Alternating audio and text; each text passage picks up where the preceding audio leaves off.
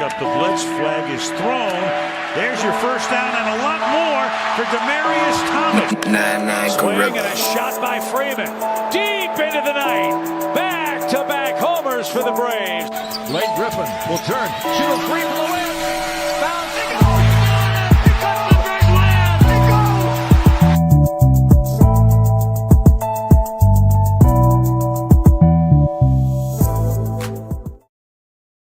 All right, good evening.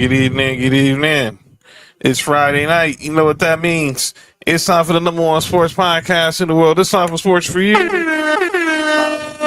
I'm John. That's Mark. Yeah. Nick Frisbee here in a little bit. We're in live on your TV screens, on your desktops and laptops, on YouTube. So hit that subscribe button for Sports4U on YouTube. Like us on Facebook, X, Instagram, TikTok at Sports4U Podcast. And definitely give us a follow on the socials as well. So lots to talk about tonight on a Friday night. This is episode 499. So Tuesday is going to be a milestone because we will celebrate our 500th episodes in. We're going to be celebrating on Tuesdays. We're getting ready to start. Well, we got the official start of college football tomorrow, unofficial start. But we'll definitely get into that. And then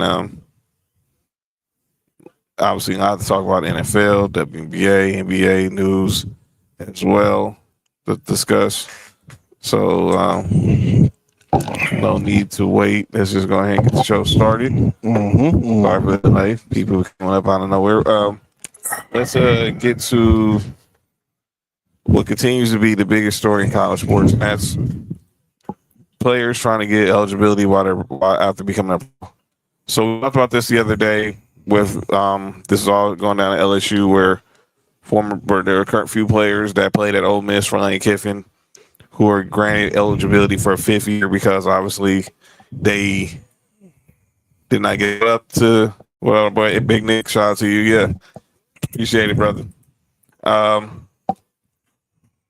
Obviously, who we're getting the extra few granted a temporary restraining order to get a fifth year for eligibility so they can compete. It compete next year, but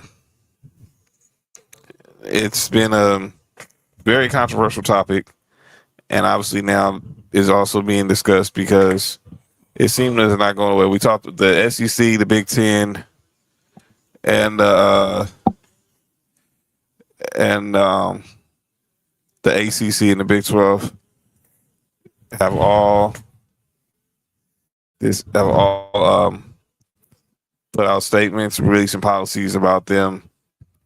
They're instituting rules to keep players who, if you go pro, you cannot compete again. I see what Big Nick just said. I'm gonna keep it a buck. I still might be trash if I hold back my eligibility in high school basketball. So let's say again. Here's a statement. So it's the Big Ten. They released their statement on Tuesday. Obviously, down to that they had a unanimous adoption of a conference rule that prohibited football players who were signed to a professional contract that were on a roster at any point or declared for the NFL draft as an underclassman without withdrawing from maintaining eligibility for athletic competition as a conference institution. Obviously, the SEC they responded and they added all sports. The Big 12, as I stated, they released their statement saying that obviously no member institution may roster an athlete who's declared for a draft or supplemental draft, a professional sports league, and did not timely withdraw before the draft, being enlisted on the roster of the league, signed the contract. That was them. The ACC did theirs as well. Same thing. Previously declared for an NBA, NFL, or WNBA draft and did not appropriately withdraw with the NCAA requirements to retain eligibility. We thought this was over, but it's not, because today we got this news. This court. This is done in a Louisiana court. On this day, the court considered plaintiff's First Amendment amended verified petition for temporary restraining order and preliminary injunction with requests for declaratory relief and permanent injunction. The court, having reviewed the verified petition, finds the requirements of Louisiana Seas or whatever for the insurance of a temporary restraining order without notice have been met, and accordingly, this temporary restraining order is therefore issued as follows. It hereby is ordered that plaintiff's first amended verified petition of the temporary restraining order is granted. Defendants, the NCAA, the SEC, Commissioner Greg Sankey, as collective defendants, and their offices, agents, employees, and representatives. So let me tell you why this is all happening. So Lane Kiffin is saying he agrees with the policy, but y'all already allowed me, said it was okay that I had these other guys who were getting released to come in. It's college athletics. It's being cooked, Nick. Mm-hmm. It's being cooked. But here's the thing: you're hearing it from all the conferences. I said this the other day about the day, and we're gonna talk about this in a minute. Where's the leadership?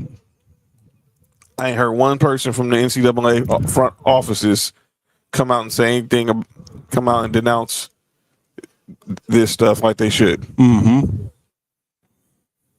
Yep. Why are they not at the courthouses in Baton Rouge? Because this is all basically Lane Kiffin basically saying, you know what, I'll be the bad guy, and he embraces it.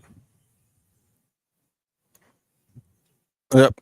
I'm with you. I don't understand why the NCAA not saying nothing, but also understand it's a business. So I agree with that part. Like you coach was saying the other day, yeah, it's a business, but Lane Kiffin say, okay, y'all can institute this rule, but after you let my guys play first. Yeah. So after you let Daquan Graham, Xavion Allen, and I think the guy from Bay joined LSU, then you can institute the rule. LSU, NCAA lost power and sent us into. Oh yeah, they lost. They definitely did. The lawsuit, the O'Bannon lawsuit. This is what the O'Bannon lawsuit was all about. And now this is where we're at. Mm-hmm. And unfortunately, it's bad. It's sad. Yeah, I think what we know as college sports ended maybe probably 6-7 years ago. Mm-hmm. That's when NIL pretty much. Whenever the NIL started, I think that's when college football, as we know it, college sports, as we know it, is become done. I think now most of them is going to be professional leagues, man. I agree.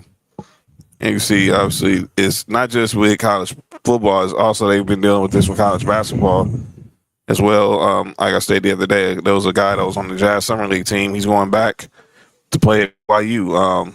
This young man, I forget his name, but he was with the Celtics, and now he's going back to LSU, trying to go back to LSU. But this is just, it's a mess. It's a mess. Jackson State QB is making as much as Drew Aller on the Steelers. Wow. And that's why. It's all about the money, like Big Nick just said. That's all really that's pretty much what this is about. Ain't no ifs, ands, or buts about it. So we'll be following this story as this goes, because this story is far from over. And we won't be hearing about this because they're still going to be, because they're going to take this up in the courts and they're going to keep fighting. Speaking of courts, Jeannie Buss. Talk about drama. So this drama with the Lakers is still going on because the Buss, her siblings still want her to sell. Still want to sell in their shares of the trust. So Josh Kushner and Bob Iger can have full control. But Jeannie wants to hold on so she can still be the governor of the team. So this will happen the other day. So to a point, and this, because now there's going to be a court hearing in November. But this was in the court filing today. Then this is back from, I think, 2006 or 2016 or 2006 from their trust. To appoint controlling owner of the Los Angeles Lakers Incorporated, the trustee shall take whatever actions that are reasonably available to the trustee to ensure that Jerry H. Buss continues to be the controlling owner of the Lakers. As the term is defined by the National Basketball Association rules and regulations in effect from time to time during the lifetime Jerry H. Buss, so long as he desires to act As such time, when Jerry Buss is no longer the controlling owner of the Lakers, the trustees shall take whatever actions reasonably available to the trustee and have Jeannie Marie Buss appointed as the new controlling owner of the Los Angeles Lakers. If Jeannie Buss is not living, or if she has not been appointed as the new controlling owner, then the trustees acting by majority vote shall pursue the appointment of another person as the controlling owner of the Lakers. So Jeannie basically this is all over the fact that she still wants to be the governor of the Lakers. Mm-hmm. And I gotta go to my man Scott Kaplan the other day. Shout out to Cappy and my folks over at 710. If you still want to be governor, why the hell did you sell the team? Because you can be governor and still sell a team. Exactly. That is true. That is true. I do think that I wish that everybody would just think what would Jerry Buss want at this time. You think 10 years after he passed in 2016, right? 2013. 2013. You think 13 years after he passed, he would want the Lakers to not have anything to do with the Buss anymore? Or the Buss family had nothing to do with the Lakers anymore? I honestly, no, I don't. He would, yes, he don't. But I think that should take precedent over everything else, man. Honestly. But here's the problem. Jeannie opened that can of worms when she let Mark Walter in the door. That's cool, but they still have something to do with the Lakers. That's true. But the moment Mark Walter flipped the Lakers to Josh Kushner and Bob Iger, that's where this all started. But he just and I'm only asking this. I'm not sure how this all works. But Mark Walter only sold his portion of it, right? That's all he said. He couldn't sell the 17% or whatever it is that the Jimmy Buss, the Buss family still owned, right? I'm trying to understand this. She was the governor. Uh-huh. They had the controller. She basically sold her majority share to Mark Walter, and then basically became a minority. I know, but they still own it was still 17%, right? Yeah, 18%. 18%, whatever it is. But Mark Walter can only sell what he owned. He couldn't put their part of it into the. I think that's what Jeannie still wants. Jeannie said you can still sell it if you want to sell it, but I still want. I get what she's saying, and I do. And I hate the fact that this even happened. Yeah. But this is where I got to hold Jeannie accountable, and I love her. What the heck would you think you're going to do when you ran all your siblings off? I hate to say it. And look, I was happy when you fired Jim Buss back in 2017. But when I saw that you let go of Joey and Jesse, who were the ones that were in your corner the whole time, publicly, and Janie, the younger siblings were all in your corner. You weren't thinking about them. You saw you can get the Lakers sold for $10 billion, and you still can have control. Mm-hmm. You weren't thinking about your siblings then. I don't think she thinking about her siblings now. She not. I also think it's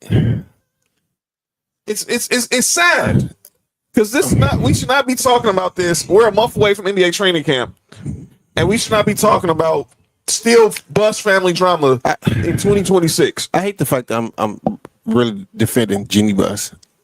But I think this is a petty move by the other siblings. And I think there's some jealousy in there because Jerry Buss pretty much said, out of all 6 kids I have, you're the one. Yeah, I agree. And so I think that there is some jealousy here. And I think that no matter what would have happened, no matter however Jeannie would have acted, we probably still would have came to this point no matter what, because it's still some jealousy in it. That's when you have stuff that's built off jealousy, you go get to this point no matter what. And I think all of the siblings is there. And it don't help how they're at, how if you watched, I haven't watched it, but I've heard about it. The show Running Point. I've seen it on Netflix, which is executive produced by Jeannie and Linda Rambis. It's a great show. And obviously, Kate Hudson, her character is inspired by Jeannie Buss. Brenda Song's character is inspired by Linda Rambis, and she basically made her brothers look like they were total buffoon. I haven't watched the show, but from what I've heard from people who watch, if they made her brothers look like straight buffoons. Yeah, I wouldn't.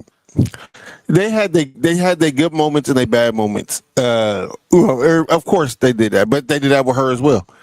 They show, the show. It to me, it's all the same thing.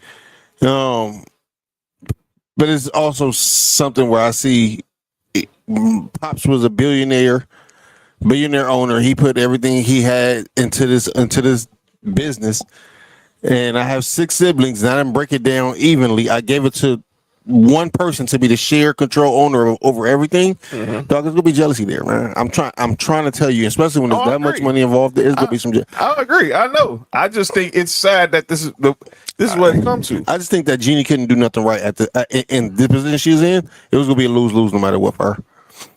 If she would have acted the way they wanted to act, the Lakers might not have been where, as far along as they are right now, and they still would have had some jealousy there.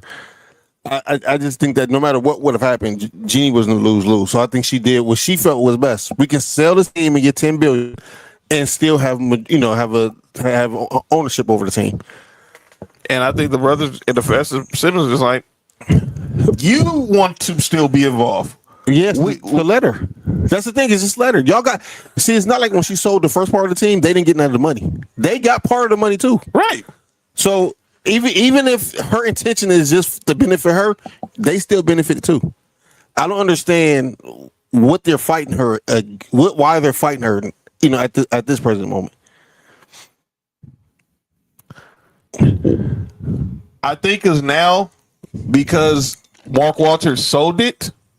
The team, they also now gives them the of now they can actually sell their share. Now, when they sold the share the first time, that wasn't that, but now they can sell their. Now they have the option to sell their whole share. It's not like they can give their percentage. It's everybody. If it can't be one person, everybody, it has to be. I get that part, but even with me.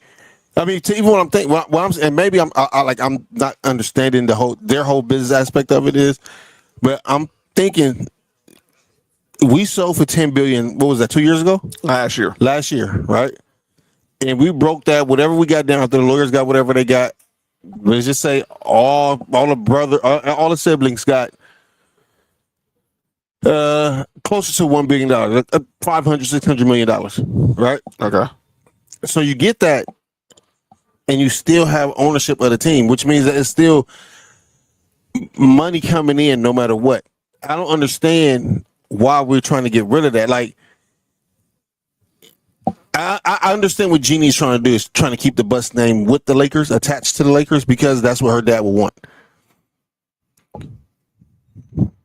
I get it too. But I think she basically stepped in a little too far. And I love Jeannie. And basically, if you take away Jeannie Buss from the Lakers, who is she? I get it. This is not going to. Now, I still believe the sale will go through, but this whole situation is going to be. It's going to drag. It's going to drag out. It is. It's sad. It's going to drag out. I'm tired of hearing about it. Look, Lakers got basketball things they need to be focused on in the next month. The last thing we want to be talking about is drama with is court documents and all this other bull. I'm sorry, and they need to get rid of. What's up, Nessa? And they need to get it together somehow. And it bothered me because this is not what Dr. Buss would have wanted. But I also got to call Laker fans account to the carpet. Stop enabling Jeannie. I'm Team Jeannie. Y'all helping them. Y'all Team Jeannie Buss.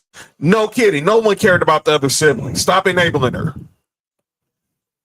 I'm talking to you, Lakers Twitter. Stop enabling her.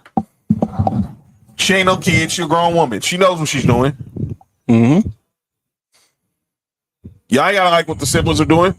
But when, like I said, the part with me was when Joey and Jesse got involved. That was the one that kind of made me raise my eyebrow. Like, okay, now they were the ones who were actually with you day in and day out. They supported you against your older brothers, Janie, your sister Janie. But now, what the heck changed? Because to me, some tells me that she didn't let them in, that she was selling the team to Mark Walter. I think that's what it was too. I think she did not let them in. When they found out the team was getting sold to Mark Walter, she did not let them know what the deal was. And Joey and Janie are the other two listed as trustees. Those are the two youngest, right? Janie, the youngest daughter, and Joey, the youngest son who used to run the South Bay Lakers. Do they all got the same mom? Joey and Jesse don't. Okay. Janie, those three, the older three do, but Joey and Jesse don't. That question had nothing to do with nothing. I'll tell you why I answer that. Yeah, later on. Because like I said, nobody knew Noah had never seen Joey and Jesse until we won in 09. It was like, when the heck did Dr. Buss have some more kids? Mm-hmm. But they always been around scouting, and then obviously Jesse was a great scout. Joey was working in the G League. What's up, Dalton? And but yeah, but like I said, I'm tired of this drama. Just get to the. Don't worry about what's on the court, not what's in the courtroom. And good luck.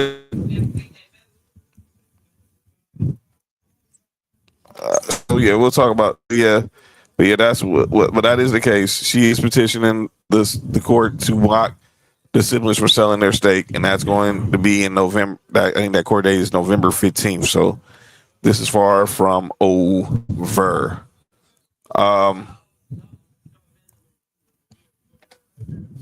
Speaking of something that's still far from over, and I'm still trying to figure out why we're not done with this topic. Why are we still talking about the WNBA and everything else that ain't basketball? Let me first start off on a serious note. Shout out to Sophie showing her cheek. Yeah. Let's start off on a serious note. And shout out to Sophie Cunningham. Dear Campy, she posted this on Twitter. She posted this on Twitter. Somebody texts, I don't know how they get her. I don't know how someone got her number, and text her this racial remark with a monkey emoji because she got called for a flagrant foul on a player when the Sparks were playing the Connecticut Sun the other day. Why she got 95 text messages? Who? That's crazy. Somebody don't be checking their phone. But again, look, we talked the other day about what happened with Enes Cantor. Now, Cancer and anus is crazy. I told people the other day it was going to happen. They didn't want to believe me. Nobody wanted to believe me.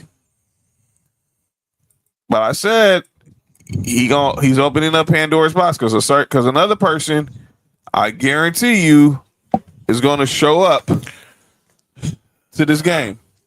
They're going to show up courtside. And that person did. Jordan? No. This idiot right here. The Queen has arrived. All hail. Bow to the Queen.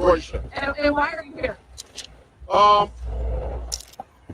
Well, first of all, black, trans, lesbians matter. We've always mattered. We've always existed. We have a right to exist. And we have a right to be included and participate. And that's what I'm here to do. I'm here to participate and scout some of the competition as well. Royce White showed up to the game. Number one, you're not a transgender. Stop doing that dumb crap. What up, Sam? And he came to the game, and ironically, it was a fever game Again. And look where he's sitting. All right, underneath the court. That is not a coincidence, people.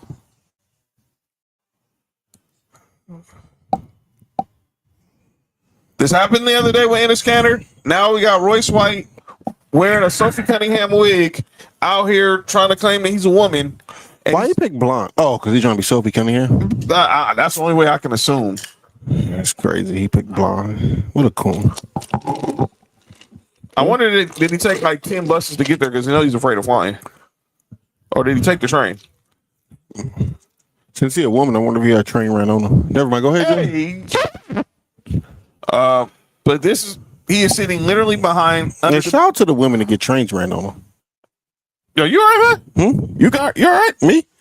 Man, we gotta show love to people who need it too. Yo, you good? Yeah. All right, man. But I told people this was gonna happen. Man, y'all got a train running over. Huh? Sam said, "Why the F do these crazy?" Well, whoever let these. I told people this was gonna happen. Nobody wanted to listen. I said it the other day, and he was like, "I hope you're wrong. No, You think Joyce White threw a dildo on the floor?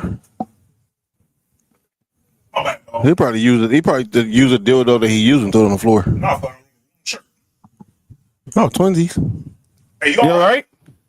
Hey, on the AFC West that you wore an orange shirt? Yeah, crazy. That's crazy, dog. The great Nick Freeze walking into the studio as we speak. Joyce White used a dildo and threw it on the court. He used one? Oh, sure. I mean, herself.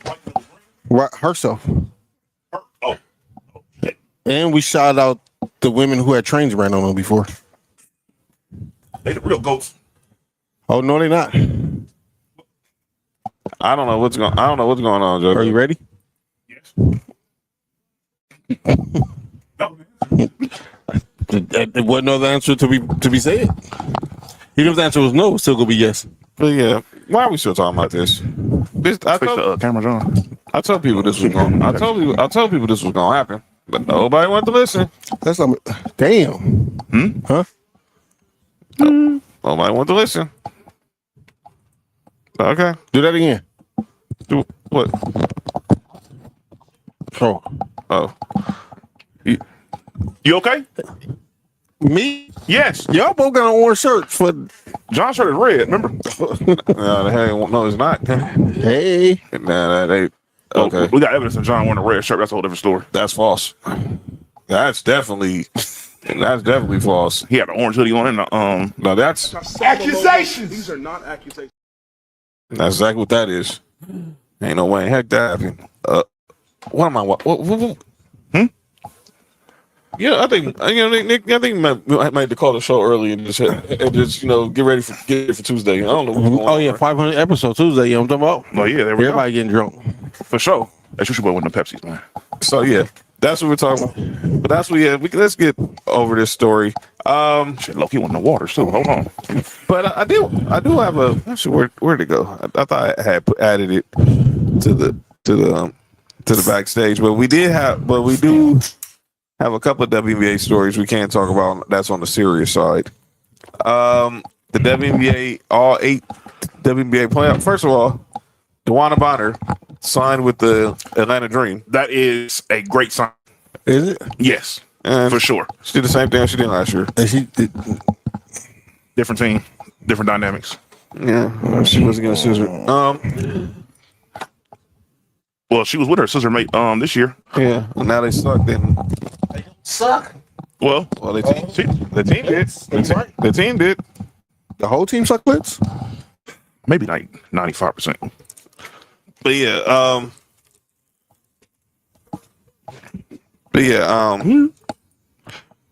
If Royce White is a transgender woman, is he lesbian now? I mean, she lesbian? No, Okay. But we did have the other day that all 8 teams in the WNBA they clinched their playoff spots.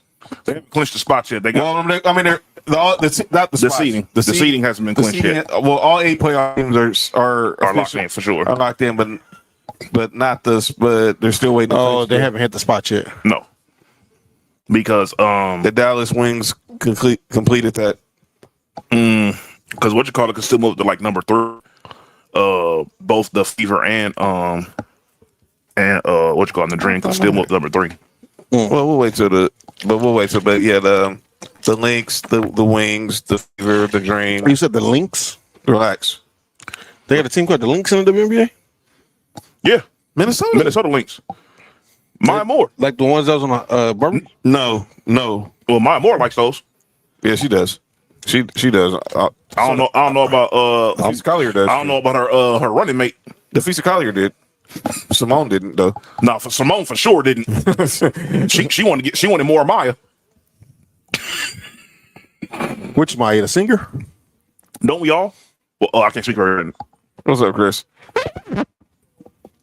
Bad week for the whiners. The owner buying street pie on the blade, and the scammer who faked the wine.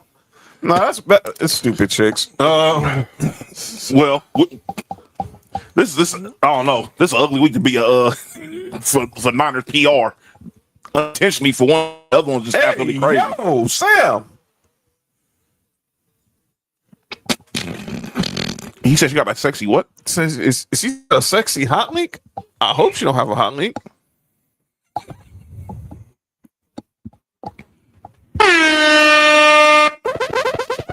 You guys are not gonna get me canceled today. But yeah, I'm not participating in this. but the eight playoff teams are officially have clinched their spots, and in a couple weeks we'll have the bracket. So we'll talk about that. Glad Nick's here, so we can continue our college football talk because tomorrow starts week 0 Could be playing against Notre Dame in college football, and his USC Trojans are playing tomorrow. There's their schedule for all you. You talking about our scrimmage game tomorrow? Who y'all play? Boise State? San Jose State. Boise State give us a better run than San Jose State will.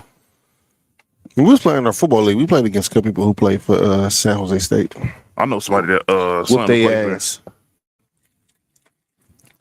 So San Jose State is who USC plays tomorrow, and we got some other notable games for the week for the 0 week that we're going to discuss as well. Most of the games will be over at halftime. But Nick, how you feeling about your Trojans going into your first game of the season? Relax. How you Mark. feel about the Trojans going in? It's crazy. Yo, you good, man? I did have it here. So here are the 8 teams for the W. Who 8? These are the 8 teams that have clinched playoff spots. The Lynx, relax.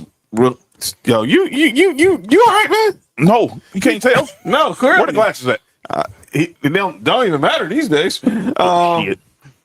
The Lynx, the Valkyrie, the Aces, the Dream, the Fever, the Liberty, the Mystics, and the Wings will be the 8 playoff teams in the WNBA. I think I can be top.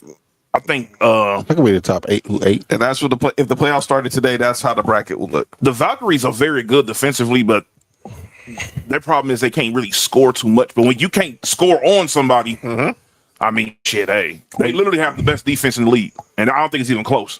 They got the best D in the league. Well, apparently, Yeah.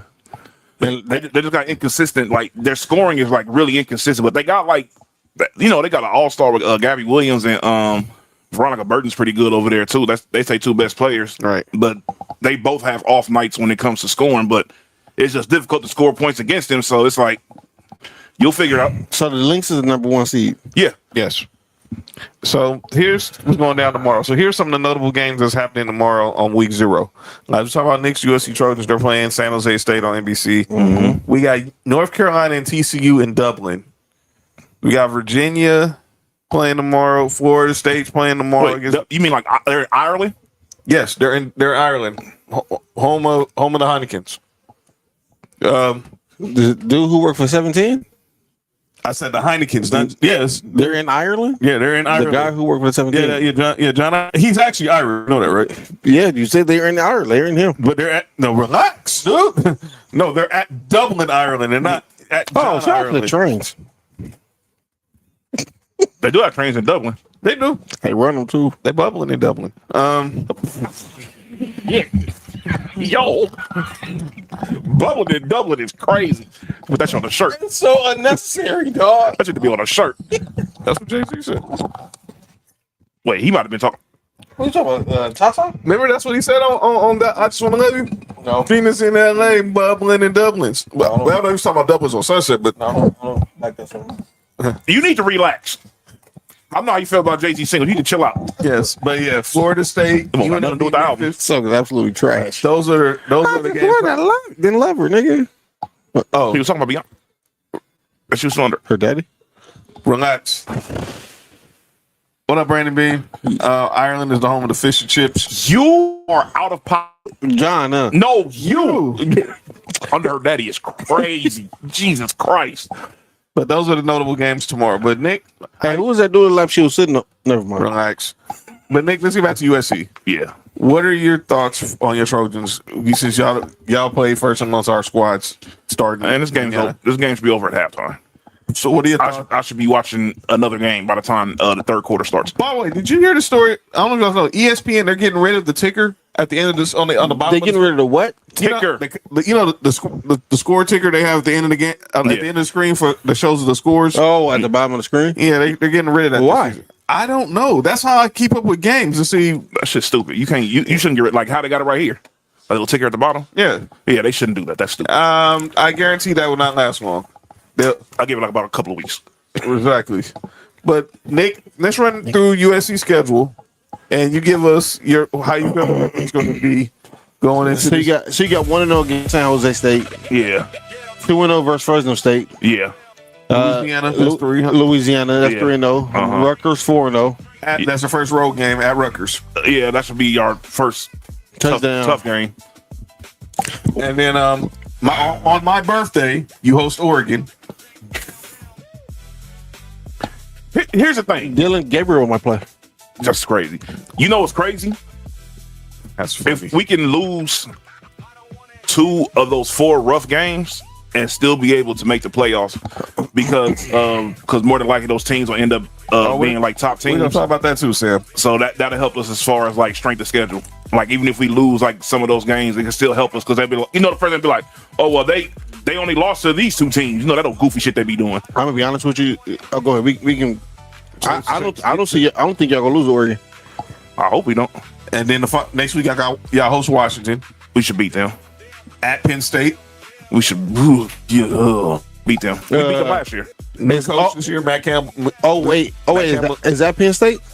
At Penn State on the 10th. New coach Matt Campbell's now the coach there from Iowa. Oh, the ghost State. of Oh yeah, from the from the Rose Bowl. We beat the damn. Oh no, don't take showers. Wait, By the way, that story just They bringing that up again? there's a hearing. Sandusky has some hearings. Wait, Sandusky's time out. Sandusky's still alive? This is he's still alive. He in jail. He in jail. This is still going on. I saw today that there was reports about some hearings involving Jerry Sandusky today. Damn. Is it more charges or are they trying to get him out of jail? No, They're not getting him out of jail. He's not getting out. He won't see the light. He's gonna die in jail. Like he got too many dog. He pretty much solidified his death certificate when he called in to the radio show. Just the radio show while Lori was talking. You remember that clip? No. yes, he basically admitted that he had Bruh. boys in the He was talking to what's his name? Oh my God, what's old boy name, John? The host on NBC. Bob Costas. Yeah. He was talking, it was him and his lawyer was talking, and he called in and he basically confessed. And this is on TV. Yes. Dog, his lawyer was looking the same way you was looking.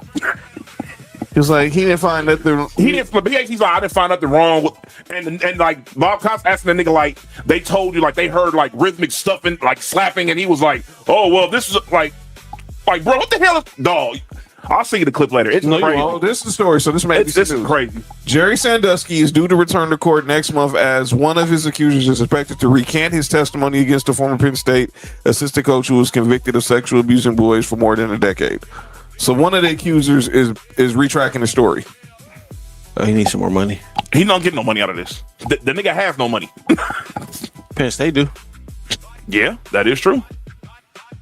Remember, It's crazy. It's crazy how that. It was 10 accusers. Dog, you know what's crazy? Dog, as soon as that shit happened and the coach got fired, the nigga died like a month later. God don't like ugly. He did. Oh, all 3 of them in the studio and John has a. I'm not even doing anything. Wait. That just says 10 what? Oh, tonight. The chaos will be on 10. Oh, y'all chill, dude. who's y'all? We didn't say anything. Nobody said nothing. I know. No, you need to tell her to chill. Yes. He's absolutely right. We can all see that. We can all read that. That's crazy. They ain't gonna tell us to chill. Back to USC schedule. Yeah, she needs to chill too.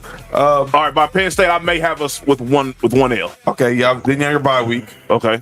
Then y'all go to Wisconsin. What happens on the bye week? They should win. Against who? They go both ways.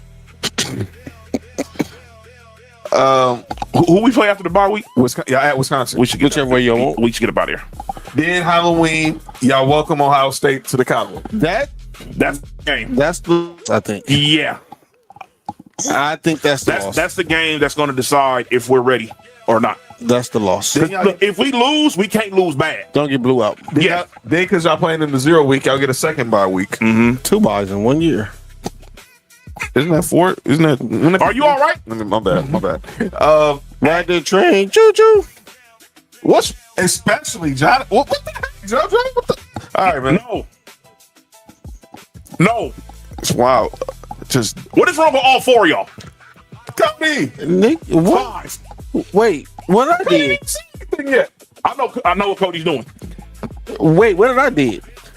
All right. At Indiana. We Indiana. Fernando Mendo's not there no more. He's not there no more. But everybody that was going on that team is gone. Oh no, they still got 28-year-olds though. Maryland. So do we. All right, who? Maryland? Yeah. We beat them. Steve Francis not gonna be at the game. Yo, you good? Well, he might be out. Steve Blake. Oh, yeah, Steve Blake. Blake or Juan Dixon? Juan what? He got his own problems. Oh yeah, he got issues. Yeah, he got his own issues going on. We'll talk about that later too. Wait, that's the one who. Yeah. Yes. Yeah. Yeah. This. He was his last name speaks for itself. That sounds so crazy.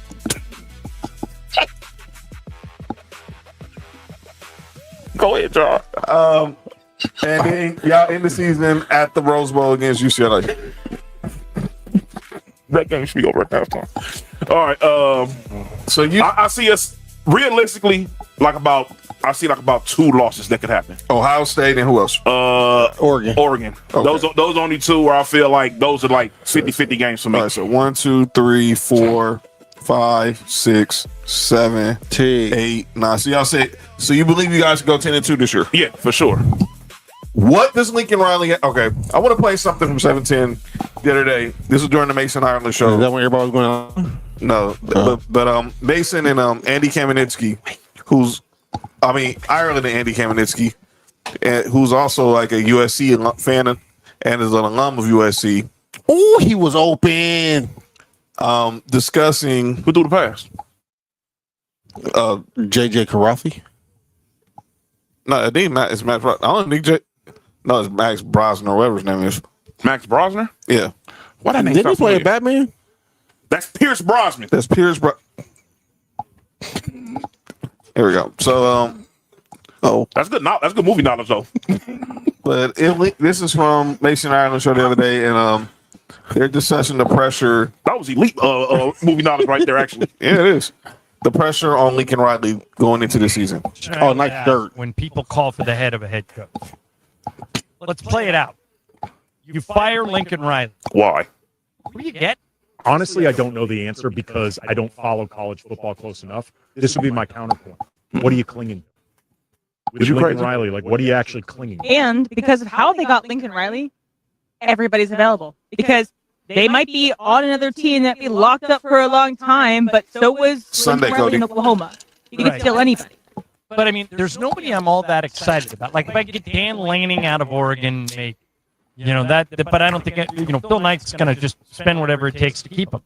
I don't want Dabo. He's going the wrong direction. But I wouldn't look at names like that. Don't look at just the biggest names out You there. can't hire no name to be the head coach of the Because- USC. They tried that with Clay Helton. Who is the most You gotta chill. When people call for the head of a head coach. What's he say? Let's play it out. Should look Rosie O'Donnell. Fire Lincoln Riley. You can cut this off, John. That's it. That was the whole clip. All right. Anyway, that was the whole clip. All right, so look, I've had this discussion on the show beforehand. Here's the thing, y'all. Y'all have to remember this.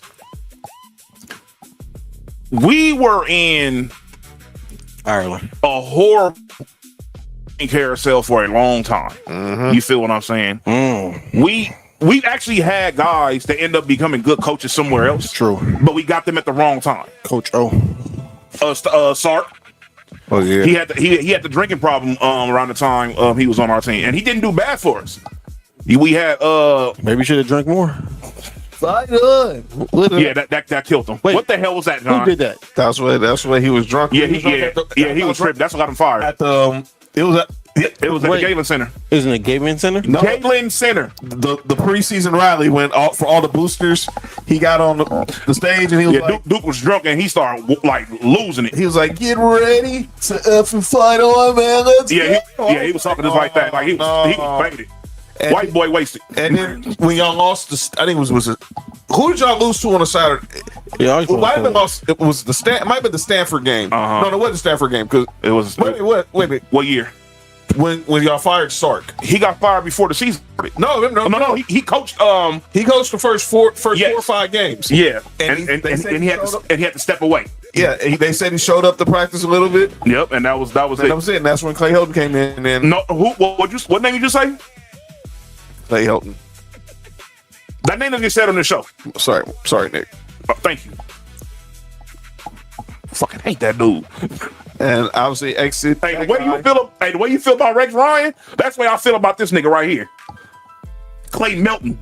Fucking meltdown waiting to happen every damn game. Fuck out of here. And And he lost so many recruits because of him. Man. And that's what's gonna keep Lincoln Riley.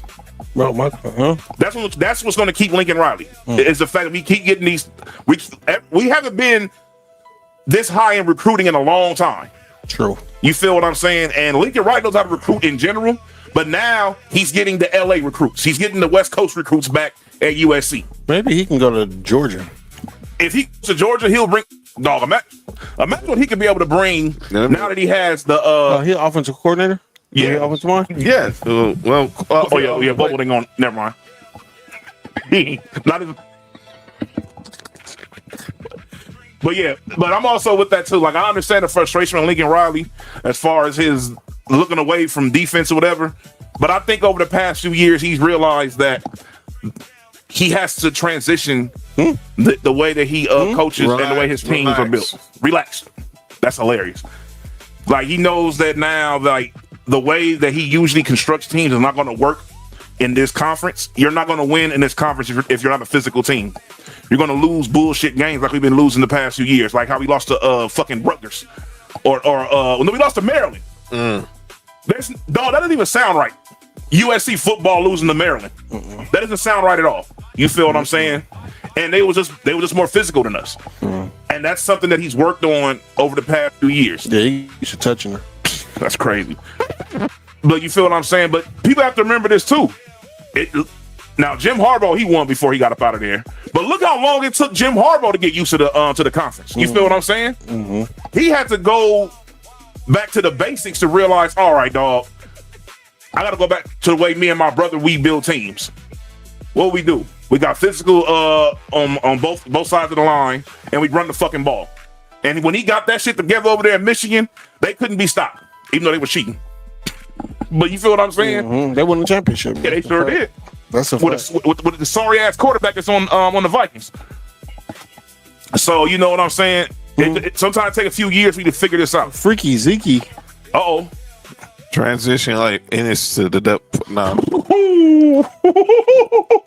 Why? Nick said, "Why no more Notre Dame versus USC?" Well, that already got explained. It was a thing of this, which is understandable. USC is like, all right, we have no problem with the game, but let's move it to a different time of the year. That's where it was at. Notre Dame didn't want to do that, and it is what it is. USC wanted to play earlier in the year. Notre Dame didn't. No, that's all. That's literally what it came down to. Yeah. And people are like, oh, Lincoln Riley's running. Oh, it's like this, dog. If we're going to be a good team, we're going to run against them eventually. You feel what I'm saying? So that argument is thrown out the window. Because if we go to the playoffs, they're going to be in the playoffs too. Maybe. There's no maybe with them. Oh, yeah, because they don't play nobody. That's what I'm saying. They handpicked their schedule, and the teams that were like halfway decent that want to be on that they want on their schedule said we're cool when they found out they had this clause in their contract that no matter if they win X amount of games, no matter what, they got a playoff spot locked in. Oh yeah, see, they play against. They play against Southwest, which is the LA HBCU. You feel what I'm saying? They play against the other LA HBCU and Dominguez. Dominguez. You feel what I'm saying? So nah, we're not about to do that. So that's why that happened. But they said it's going to happen like I think the next game is like in like 2 or 3 years. I think 2 more years. Yeah, 2 or 3 more years. Still don't know, Tig. Still don't know. I have an idea. Speaking of coaches who could be on the hot seat, They eat their own cake batter. William Belichick. So there's a lot of articles. This article from Bruce Feldman in The Athletic said, I'd be shocked if he's coaching there next year. It's a mess there, and Michael Lombardi is... with his son, Michael Lombardi and his son. Yeah, so obviously, y'all know Michael Lombardi's been put on administrative leave. I thought it said Michael Jordan and his son. Who knows? And his son is on medical leave right now. Steve Belichick, the defensive coordinator, is on medical leave too, so he's not even there. They're in Dublin playing TCU tomorrow morning. Mm-hmm. They're going to get dog walked. This is North Carolina's schedule. Let's predict how many wins does Bill Belichick get in year 2 at North Carolina. TCU, Loss. Eastern Tennessee They can beat State, them. Clemson. loss, Notre Dame. Loss. Pittsburgh. Loss. At Duke. Fuck Duke. 50-50. We're only at 2 wins right now, right? Something like that, yeah. Syracuse. Carmelo Anthony play? Syracuse is actually not that bad. And I got Syracuse winning. I got Syracuse winning. All right. They're losing that one. At UConn. Maybe. I'll give them a win. I won't. That's 3. I give him a loss. Louisville. Loss. Yeah. At Virginia. Loss. At They home to lose. NC State. They losing that one too. That's 3-9. Mm-hmm. That's worse than what he did last year. Imagine going 6-9.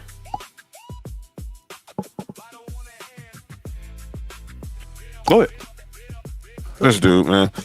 Let me play what Josh Pate from the college ESPN college analyst had to say about Bill Belichick. What? Everyone wants to know who Freaky Ziki is. They say identify yourself. Oh, they eat their own cake batter. So let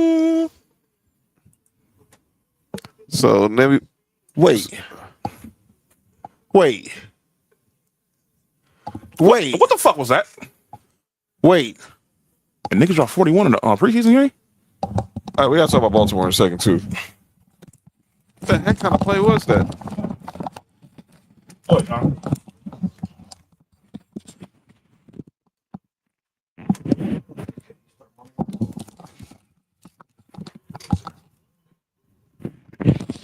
Listen to what Josh Pate had to say about Bill Belichick.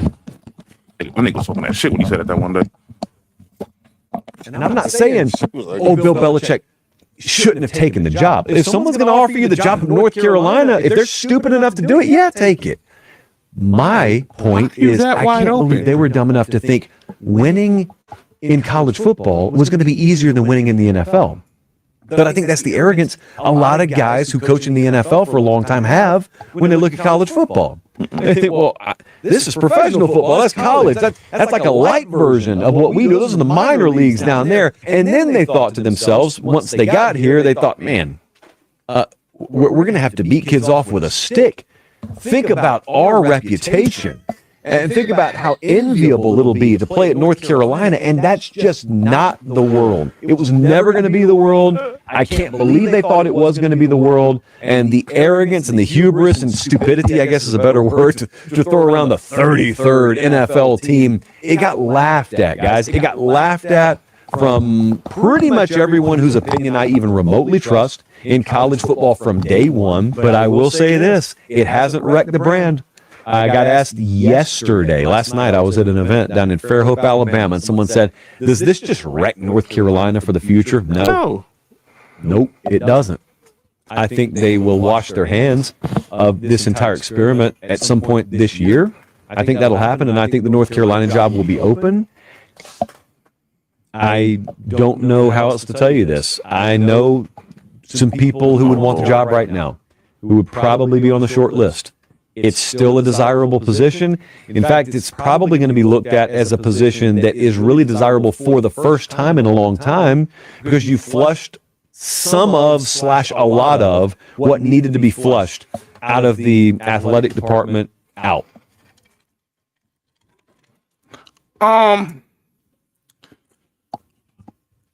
You know my opinion about this whole situation is What? Okay, so let's rewind time because I think people are judging this, and I'm not giving a pass to Bill Belichick none whatsoever. You feel what I'm saying? But this is the reality of this particular situation. This situation was set up. It wasn't set up for Bill Belichick to be successful. This situation was set up so that Bill Belichick's son can get some reps in college, and he's gonna be the one to take over after he's not supposed to be after he quits or whatever. True. That's literally what was going on when as everybody forgets about this when this negotiating this contract happened.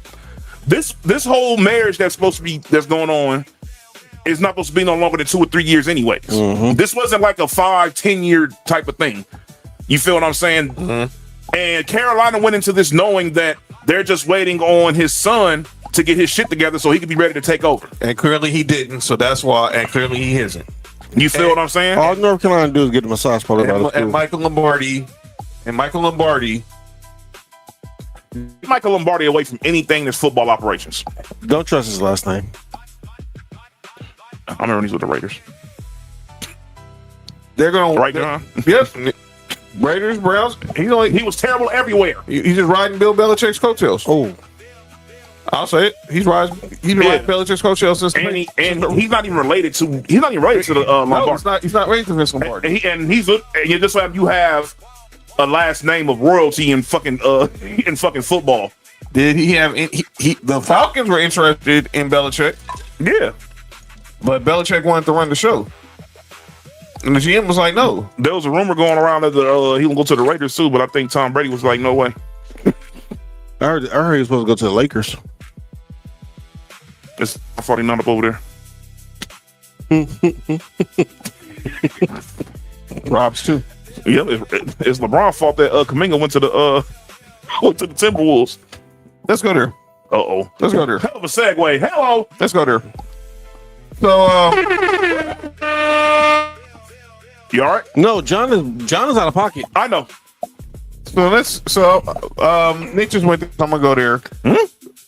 Jonathan Kuminga is signed with the signed with the Minnesota Timberwolves. 2 years, $13 million. He had offers from the Lakers, the Bulls, the Blazers, and the Timberwolves, but he chose the Wolves. No problem. He chose the team that he felt. It's only basically a 1-year contract anyways. He basically went to the best team that offered him a contract based off what I've seen. That is correct. That's correct on paper. That is not why he went. Can you take? Why is that? 2 at a time. He wanted to go to somewhere. He wanted a sign and trade, but he wasn't willing to sign a 3-year deal. And league rules tell you, in order to do a sign and trade, you have to be signed for a minimum 3 years. Mm-hmm. He wasn't getting that. He wasn't getting that. That's why he ended up with the Lakers. That's why he ended up with the Bulls. That's why. The Bulls, whatever. Portland, but Minnesota was the best option if you're talking about on talent wise. Man, him being a cum bucket in Atlanta should have stayed there. Well, no, the Hawks told him they didn't want him. They declined his option. Yeah, declined his option to be a cum bucket. I think what happened with him over there in Atlanta was It was 3 years, 12. He didn't want to. He wants to go back in free agency. No, he thought the Lakers offered 3 years at $12 million a year. Yeah, that's what the deal was. That's the only way the deal would have got done in a sign and trade. It has to be a minimum 3 years. So he seen that he wasn't gonna get the money that he thought he was gonna get, and just said, "I'm just gonna sign." How you bet on himself? Yeah, I ain't mad at that. I ain't mad at it either. But people think he's only going there he's going there really for basketball reasons. Y'all really don't know Jonathan Kuminga because the dude turned down 3 years, $30 million from the Warriors. Well, there was politics behind he that. Needed to get out of. He didn't need to be up over there. Yeah. There was politics going on the Warriors up over there. He had a coach that didn't like him. And a coach don't have to develop young talent. Nigger dad is the one who he had to get away from. Who, Nick Kerr's dad? Yeah,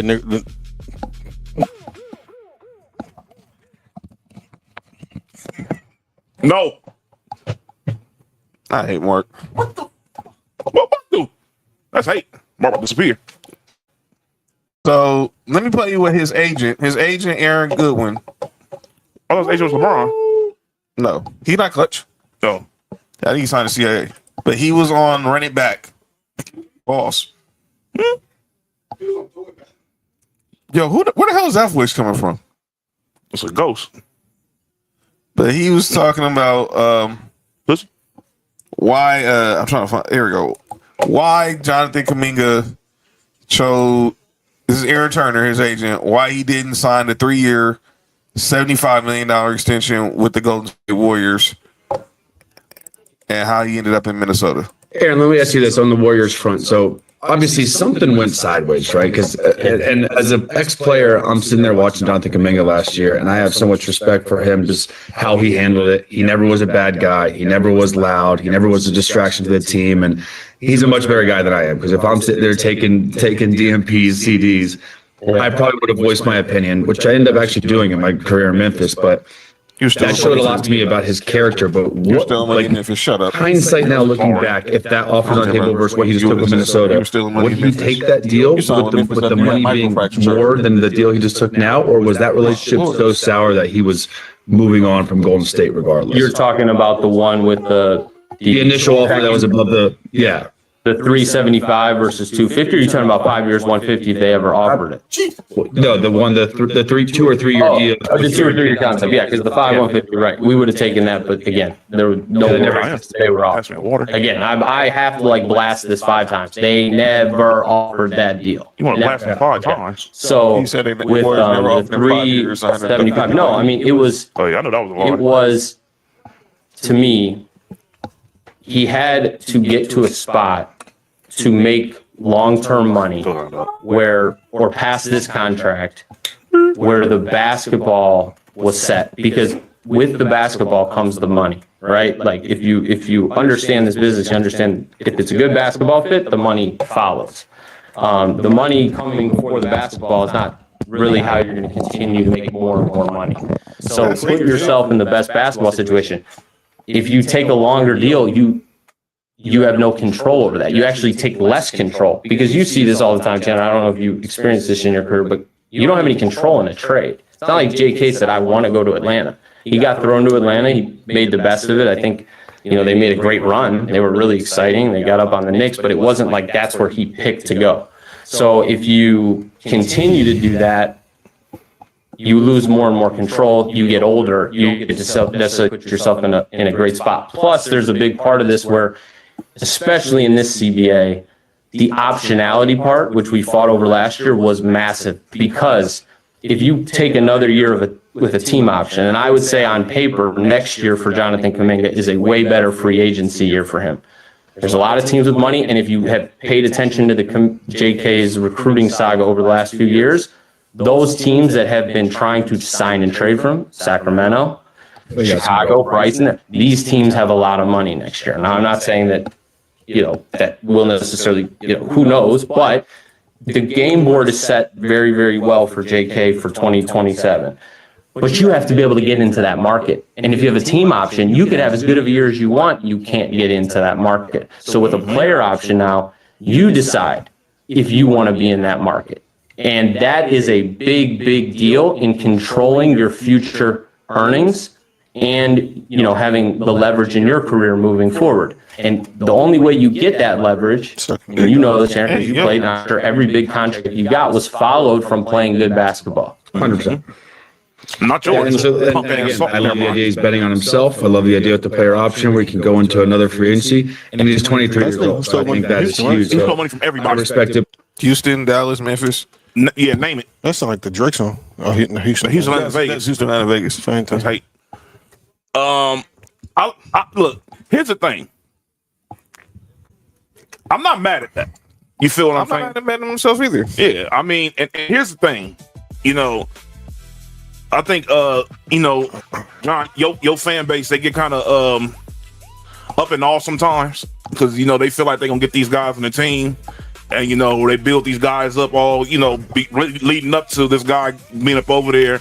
And then when the guy don't sign up over there, all of a sudden he's this and that. And, he's overrated. I'm glad we didn't, you feel what I'm saying? But in this case, I agree with the agent. He said he had no control over the trade. He went to Atlanta. He did the best he could with the cards he was given. Now he goes to a situation where he can go to a team that actually wants him.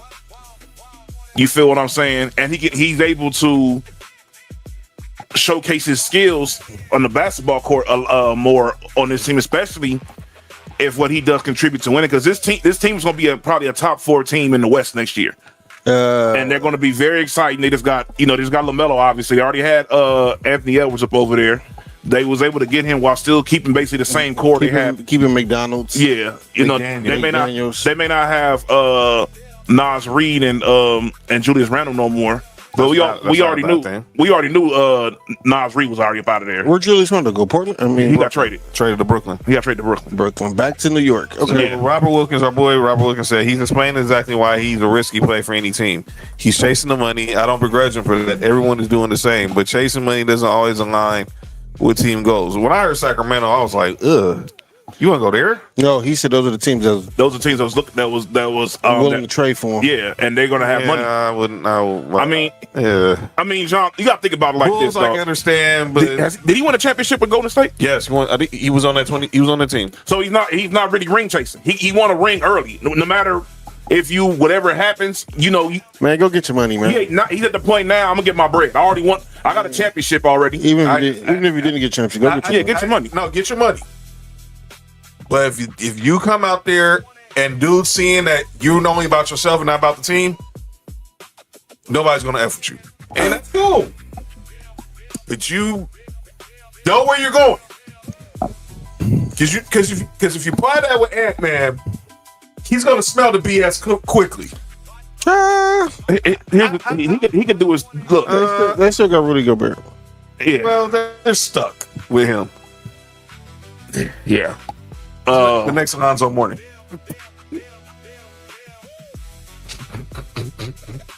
That wasn't funny. That was fucked up. Zoe didn't find it funny either. Zoe should have socked him in the face when he said it. Alonzo morning, that was crazy. Even though he went to the Hall of Fame before him, which is crazy. Alonzo morning was always going to be a Hall of Famer. Rudy Gobert's going to the Hall of Fame. He's going to the Hall of Fame because he's Minnesota's still top 3 or 4 team. Yes. Oh yeah, for sure. Even if they didn't sign him, they're still top 3 or 4. So that's that. But good luck to him, man. Look, I want all these dudes to get paid. Get your money. Dang. I'm all about your money. Maybe he wants to play for Sacramento. Go get your money, bro. Look, he was already in the Bay Area. Go get your money, bro. Because at the end of the day, all these people saying team this, team that. They gonna trade your ass quick, fast, and a hurry. Yep. When you become useless to that, that's what's gonna happen. You're out of here. All that loyalty. Loyalty is only loyalty in basketball is a one-sided street. It's loyalty in most situations. I don't know what's gonna happen with Kawhi. Tig. Nobody knows. No, he's going to Toronto. He's going to Toronto. This shit is over with. NBA says it's not, but I'm with you, Nick. It's over with. This shit is over with. He's going. The trade will happen. They're just waiting on this stupid. Yeah, see how long you get suspended for, quote unquote. Yeah, he'll be there by training camp. They gonna match it up with an injury. He have a fake growing injury or a quad injury. He don't get hurt up in Toronto. But Nick, I want to ask you this. We get to the football talk. I want to ask Nick a question. What happened? Why you got a Denver Bronco color shirt? I already had the shirt on earlier. I know. Said Kawhi, whole family full of scammers. That's hate, Tig. I will say this about Kawhi. You think he related to that dude who played for the 49ers? Yeah. He was talking about his sister. Kawhi. His sister's a scammer? You ain't heard that story? We'll talk about that later. Kawhi, in 20 years, people are going to be like, the people who are young now, that's going to be in like their 30s and 40s, whatever, in the next 20 years, they're going to be wondering why the hell Kawhi Leonard is a top 75 player of all time. Because they're going to look at his numbers and be like, he doesn't have really Hall of Fame numbers. But then you look at his accolades and you're like, he definitely has Hall of Fame accolades. He has the most unique career in sports, probably ever. You never seen who has less points than a role player be voted top 75 all time and be a multiple time All-Star. Well, it's a role player that's top 75 all time. Who? Wasn't Dennis Rodman top 75? Woo! Definitely a role player. Was he? Yeah. Who? What you mean? Was he A role player? No, was he top 75? Did he make? Was I don't. Was he top 50? I don't know if he was top 50. No, he wasn't in the top 50. He wasn't in the 50s. He was in the top 70. He's in the top 75. You sure? Is he? I think he might be. Look that up. Hold on. I don't think so. But speaking of someone who is in the top 75, and that's Kevin Durant. Kevin Durant was on Fred VanVleet's podcast, which is through his platform, the Boardroom, and they was having an interesting discussion on what holds more weight. He is definitely in the top 75. Okay. 5-time NBA champion, 7-time career rebound champion, Fuck out of here. 2-time defensive player of the year, 8-time all defense Hall of Fame, 2011. Did they show him listed as one of 70 on the 75th? Yeah, he went in top 21. I mean, he won in 2021. Mm-hmm. Top 75. He won in Jordan 96. But Kevin Durant was on the podcast, and he was on it. It was on Fred VanVleet's podcast, and he was talking about how he believes the NBA that winning MVP holds more weight than winning an NBA championship.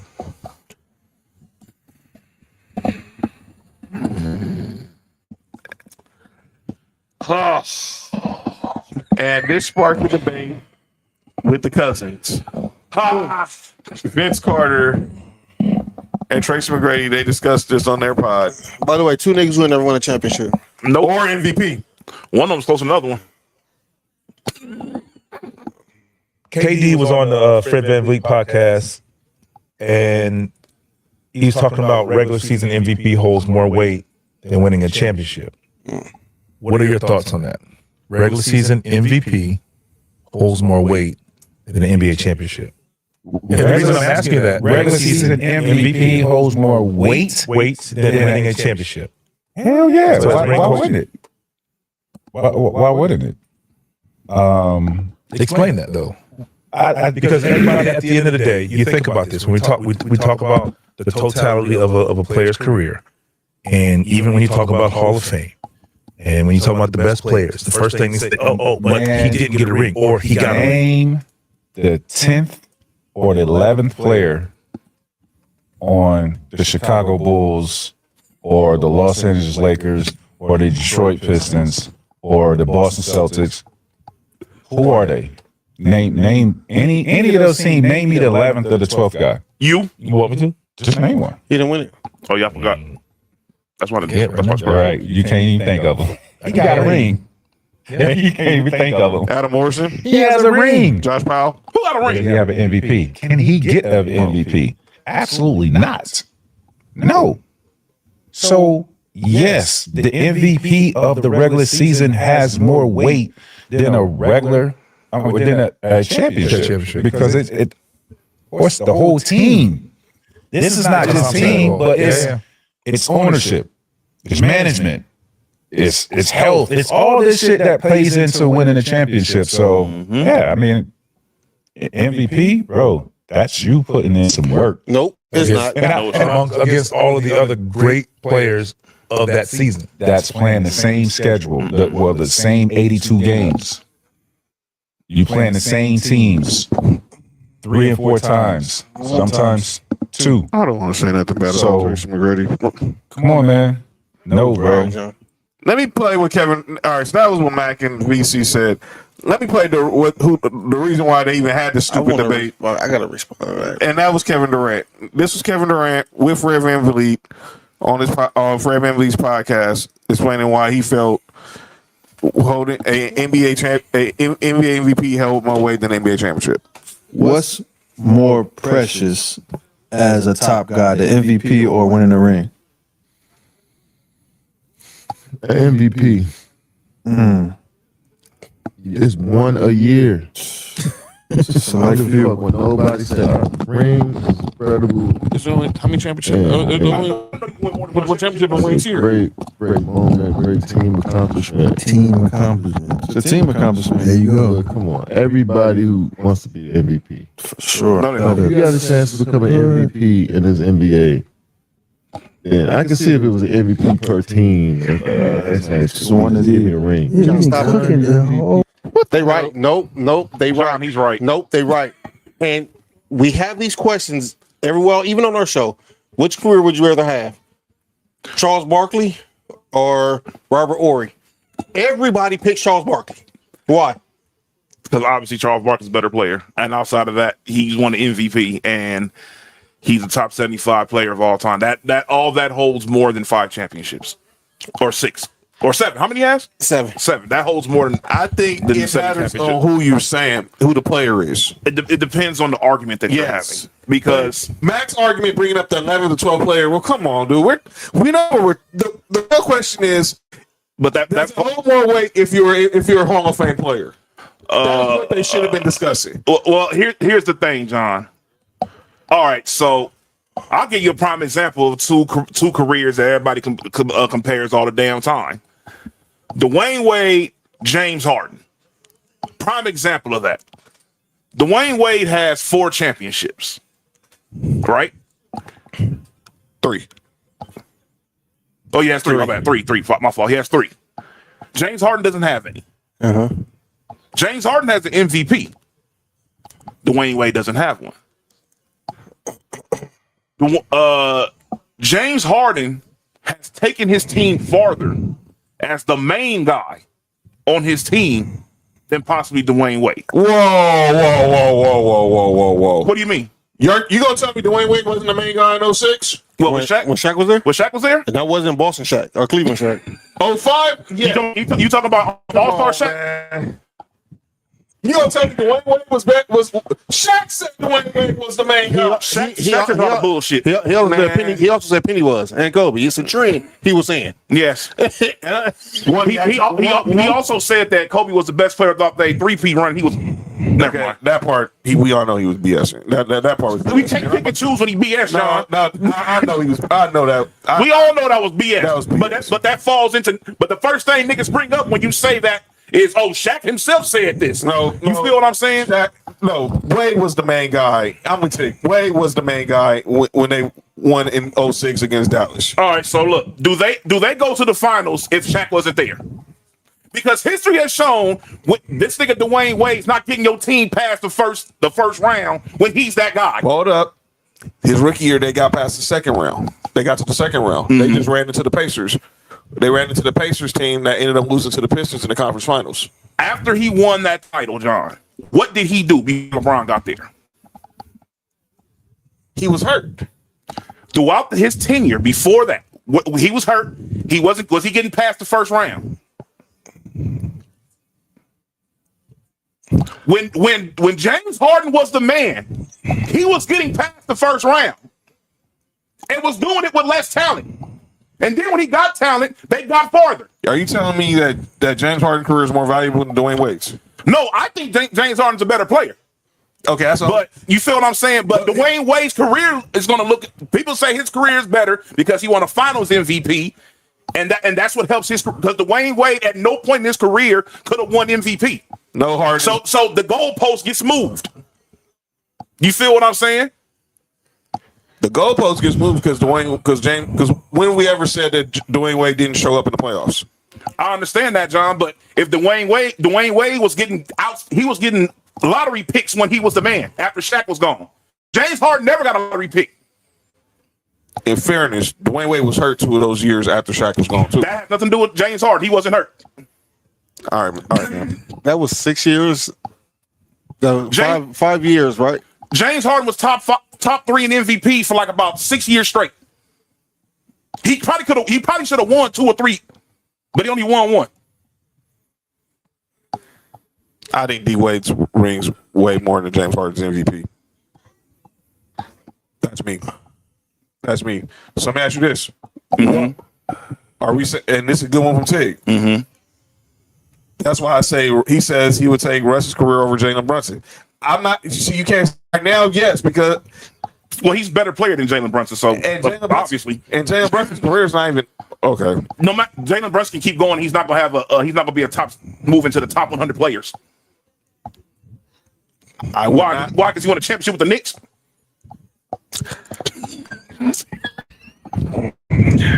Dog, listen here.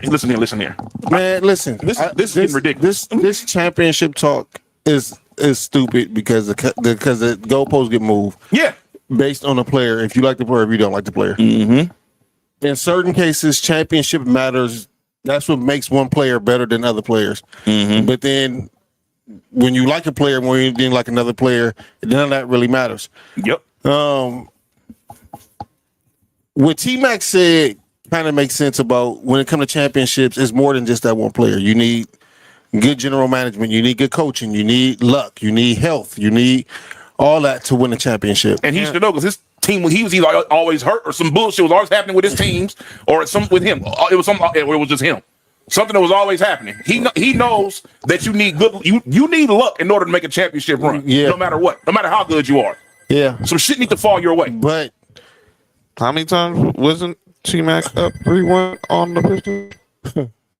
With what team? With Orlando. Which Pistons team was that? The one that won the championship.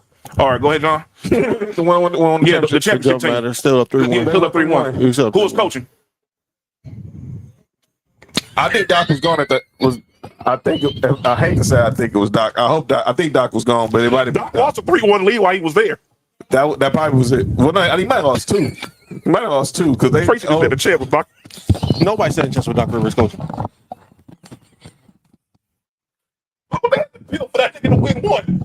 So Tig said this. So Nash career over Kobe. Nash got 2 MVPs. Kobe got 5 rings. Well, I would rather have Kobe's career because Kobe's better than Steve Nash. But the problem is you comparing somebody who got both MVP and championship to somebody who only has one. Has one. Yeah, it's not just one has this one, the other one doesn't. Yeah. You feel what I'm saying? That's a bad comparison. Yeah. So it's like this. Like Nick said the right comparison is Nick Young and Dwayne Wade. I mean who? I mean Nick Young. That's crazy. James Harden and Dwayne Wade. That's like the perfect way to describe it. Because like you can make a strong look. I got James Harden, but look, I'm not mad. You can make a case for either one. Yeah. You feel what I'm saying? Yeah. Like that's a prime example of preference. Imagine how different James Harden's career would be if he just had one. All you need is one. He doesn't need one championship. Iverson or Dwayne Wade? I got Dwayne Wade better than James. I got Dwayne Wade over AI. Over AI too. I got D Wade over AI too. Yeah, I do. And I hate saying that. What he said. I really hate saying that, but I have Dwayne Wade. No, He said Nash has 2 MVPs. The amount of MVPs don't matter. It's just the topic. If Nash had a championship, then I would understand that Kobe and Nash comparison because they both have one of each. Yeah. Well, one has both. One has, yeah. So you rather have the career the guy has both. Yeah. You know what I'm saying? Yeah. It all depends. That's easy. I'd rather have a championship and an MVP rather than just 2 MVPs. So who career would you rather have? Will Chamberlain's. Obviously. Would you rather have Carmelo Anthony's career or Andre Iguodala's? Melo. Well, that's a role. That's easy. It's Melo. It's Melo. But like I said, Iguodala's a role player. And I don't think, and he should never been Finals MVP. Don't give me that. I agree, but he still won it. That's you feel what I'm saying now. But Melo never won an MVP. You feel what I'm saying? Melo never won an MVP. One won the Finals MVP. Yeah, that's what you want to call it. Hey, John. Hey, look, when you look his name up, it's right there. No matter how much I don't like it either, his name is right there. Yeah. Just like Kawhi's, hit the first one. This is tough, man. I'll be honest with you. Most players, especially, they want the championship just for barbershop talk. But I think that the top players want that MVP. They go for the MVP. I agree, and that's because it's not like a. I mean, even the MVP is kind of a team award because you can't have you got to have team success. You got to have team success to get the MVP. So that's what people don't realize. It's still a team award, but that's more than I'm better than you. You know what I'm saying? For sure. So I think that's what it is. Good topic. Good discussion. Let me see. Go back. What did it say? Big Nick said Melo over a basketball game. All right. That's funny as shit. All right, Nick. But I did want to ask Nick about this before I went to that topic. Melo don't have a championship because he chose money over. Yep. Never mind. So Heisman winning a natty. Yes. Yes. Heisman or win. Yes. Heisman or a natty. Yes. I think either one helps your career. I'm taking the Heisman. I'm taking the Heisman too. I'm taking the Heisman. Because guess what? that Heisman helps you more at the second level than the championship does. It really does. Oh, he dropped it, Odell. He might be on the bubble. No, he was in the jacuzzi. No, I mean he might get cut. No, he's not. He's not. He shouldn't be. He really just did that. He went crazy like the first 2 games. He was in the jacuzzi with the. When Marvin Gaye playing in the background. Relax. Marvin was. But Nick, I want to ask you about your speaking of future. You're the rapper. Your future face of the franchise in Fernando Mendoza. Obviously had a rough night last night, but what was your estimation of his first preseason? I mean, he's a rookie. I mean, here's my thing. Y'all already know how I feel about preseason. You feel me? You ain't gotta tell me twice. So it's like I don't really take too much into preseason. This is the time you want your guys to make their mistakes. I'd rather you make a bunch of mistakes right now preseason than your ass go out there during the regular season and make these same mistakes in a game that actually matters. You feel what I'm saying? That's a good catch, yeah. So that's how I feel about that. Go ahead. This is your first time going up against an NFL defense. This is your first time taking as many reps under center as well. Sometimes it takes guys a little bit longer. Yeah. You know, at the end of the day, we've seen this numerous times throughout history. It's rare you see it with a guy that's drafted first overall, but we've seen it happen before. We've seen these quarterbacks get drafted in the first round. They may have to wait a year, and then next year, you feel what I'm saying? Right. Patrick Mahomes waited a year. He played the last game of his rookie year. He waited a year.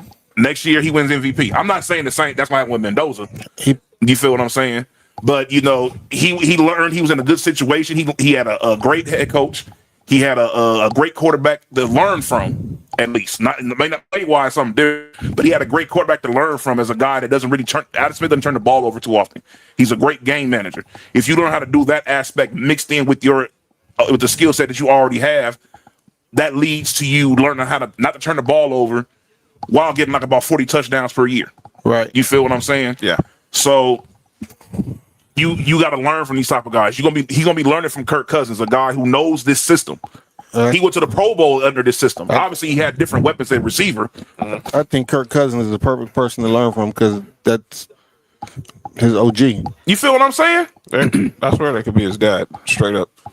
But let me tell you But here's what Clay Kubiak had to say about Fernando Mendoza's development. Getting his development going. Kirk Cousins white. Yeah, I mean he needs another 3 preseason games. All those rookies do. And now that the season's starting, the practice reps get smaller, and that's just life. But us as coaches, we got to get them ready to play, keep developing them. Bingo. You should have played what he said about our fucking wide receivers. But I feel like that's gonna be addressed next year. Simpson look good enough to put in the trade package for Joey Bosa. Nigga crazy. I just want to give a quick training camp recap for our squads. I saw the Broncos last 2 games. Obviously, the Broncos first 3 games. 3 games against Atlanta and last week against Green Bay. That's the only game where both Knicks or the starters really played. I'm loving what I'm seeing from our defense. Bo Nix looked like himself, and Jalen Waddle was a goddamn godsend. If we can get that for 15 games, 15 out of the 17 games this year, we're going back. We're going back to Championship Sunday. This time we're closing the deal. But I like what I saw. Mark, what did you take away from the Bills this training camp and preseason? Jalen Waddle look good. Ouch. Nope. That's all I took. Dig, relax. What happened? What he said? Said something about Jay Cargill came out with some glazed ham shanks. Jay Cargill? Yeah. Well, I'll be watching SmackDown in the morning. Big Nick said Jincy are good training wheels to have. Oh yeah. I mean, that's what I'm saying. You got a Pro Bowl caliber guy already ready out there. So if you do have to go out there, you can just. I mean, what's the best thing for a rookie quarterback is to have a all pro tight end. Yeah. Yeah. You feel what I'm saying? It's good when you get into it. All right. I'm gonna save some of this stuff for our. What about Nick? What? Nick just said. Already said yeah. Nick was talking about. So, what you talking about? Because obviously with Mendoza, but obviously a lot of people talk. They were real high on Mike Washington's preseason. What else did you take from the Raiders outside of all the Mendoza talk? We still need some work on the as far as like at corners. Our corners are very young. I think that we just need to bring some experience as far as that position. We definitely need to upgrade at receiver. I think that's going to hurt us unless somebody takes a big step up. I don't see that happening. But even if we just have the guys, I need to see more from Jack Beck, especially considering he was a second round pick for us last year. Right. You feel what I'm saying? I need for you to now that you actually gonna get some playing time. I need to see something different than, oh my Lord, that's crazy. I need to see something different. I need to see you more involved in the offense. I think our offensive line, people was like they still have the issue that there's still issues with that. I don't necessarily see that. Maybe it's more so as far as from pass protection to be a little bit better, but I think as far as we'll be able to actually run the ball this year. So, if you can run the ball about 25, 30 times a game, all they're gonna do is help with your with pass protection. You feel what I'm saying? So outside of that, yeah, that's pretty much what I've seen from us. I've seen better. I think that the safety that we drafted from Arizona is going to be starting for us. I think he earned that starting spot at free safety. I don't know what the corner rotation is going to be. I know Eric Stokes is out there, and I don't know who's going to be out opposite of him, but I know that that Mark's boy, he's going to be playing nickel for us. So I don't know who's going to be cornerback too. You talking about Taron Johnson? Yes, he's going to be our nickel. Yeah, he played nickel. Chick said you're not winning more than 6 games. I've been said that. So I want to save some of this stuff for our 500 because Jeremiah Smith on the way. Because we're gonna get about it. Now, John, I'm gonna answer your question for real.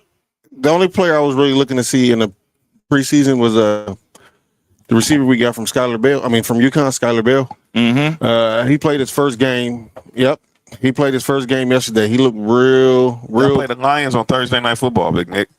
Who the Bills play? Who the Bills play on their home? Who the Bills play in the home opener? Oh, the Lions on Thursday. That's their Thursday Night Football, first Thursday night of the year. They open up the new stadium.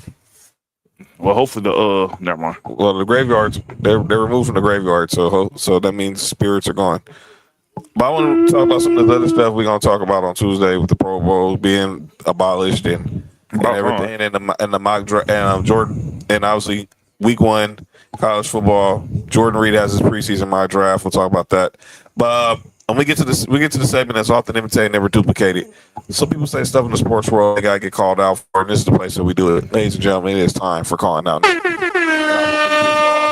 I got 2 people on calling out name. Well, one's a calling out name, one's a Sports4U salute. So here we go. Patrick Beverly. On his recent podcast said he would take John Morant over John Stockton. At what? In a dunk contest? You want to hear from the man's mouth? Being black? You want to hear from the man's mouth? I don't know. That's a crazy question. Pause. This is about to be some bullshit. Already knowing. This is Patrick Beverly on this podcast saying he would take this nigga know better too. What the fuck is he doing? John Morant over John Stockton. And why the hell is he? Okay, shut up. Who you picking or who's better and who you choosing? These 2 point guards. Old school John Stockton or John Morant. Some people go John Stockton. I'm going John Morant. Some people go John Stockton because they like, he's a point guard. He's an actual point guard. He gonna get the ball where it needs to be. He gonna be heavy on the pocket pass. He gonna be a great leader. That's cool. John Morant is running circles around John Stockton's ass. Straight up. He gonna be jumping over John Stockton's ass. Yeah, I'm only talking about that John Stockton. I don't know no new John Stockton who doesn't lift weights, and I don't want to put the past with the present, and you can't compare. Yeah, we can do anything we want. What you mean? It's the free world. Talk about anything you want to talk about. Yeah. So I'm talking about the John Stockton with the little shorts that was playing against Michael Jordan. I'm talking about him. I'm a huge John Stockton fan. Huge. He played against the greatest ever. He did compete. I'm not taking that away from him. I'm taking as a better player. You taking John? Okay, a lot of people take John Stockton. I'm taking John Moran. I'm taking 12. Regardless of what you got going on the court, I'm taking John Moran. So basically, you telling me basically what I'm hearing and what people are going to say is John Stockton is a better player and winner than John Moran. That's going to be the argument. That's going to be the argument. And I think it's a different game also, right? And I ain't go, we ain't gonna go back and forth.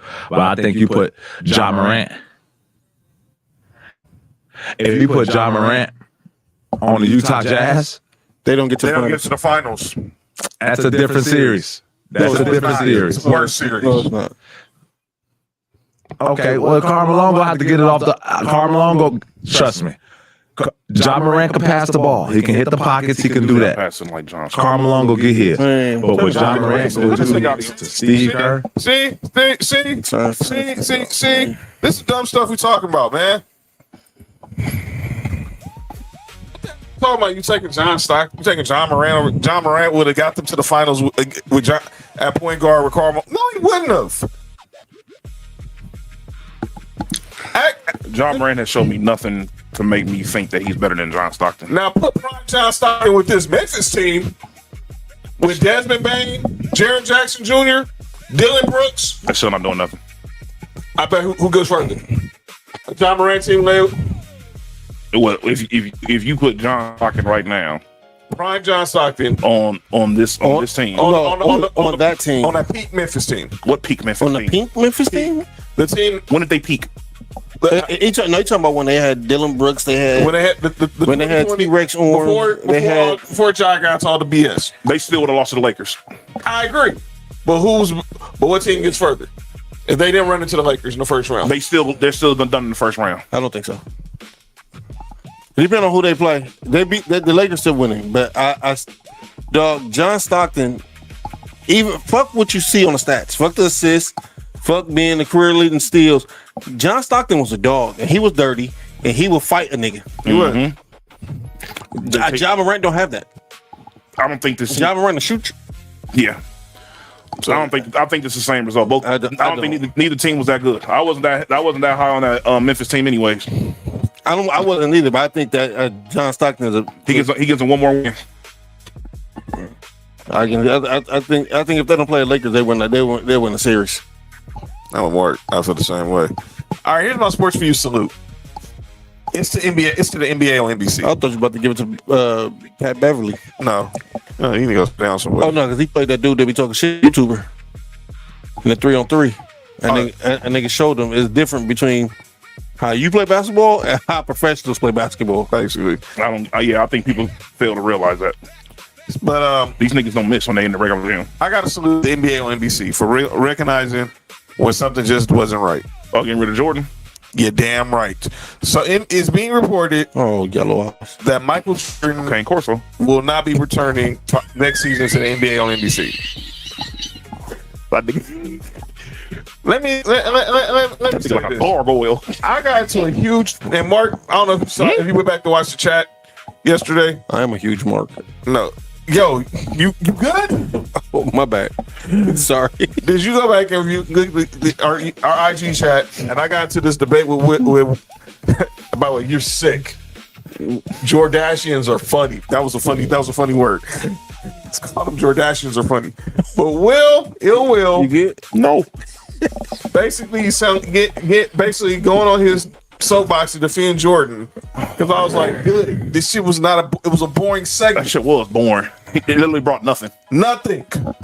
It was just his name. It was just another way to see Jordan. And I asked Will, what insight? Tell me what insightful thing Michael Jordan said during all those interviews, which was one interview they just split into 10 pieces. Happening at his house. That nigga said. What was excellent that he said? A nigga said, I'm gonna clear the air because of my fans. Nigga, all you do is just show your little peanut head up on screen. The sign was. Niggas happy they get to see his face. That's all it is. Here come Will Fat was like, John thought MJ was going there talking, going to and break down some X's and O's. That's what I would have thought he would do too. Then what's the point of you been on there? Ain't you supposed to be there bringing insights of excellence? This is because he can't incite excellence, John, because the game came easy to him. Ask you this. Mm-hmm. Tell me one thing it's like what Michael Jordan said about basketball. I ain't gonna lie. I've never really heard Jordan really talk about the way the game of basketball is going right now.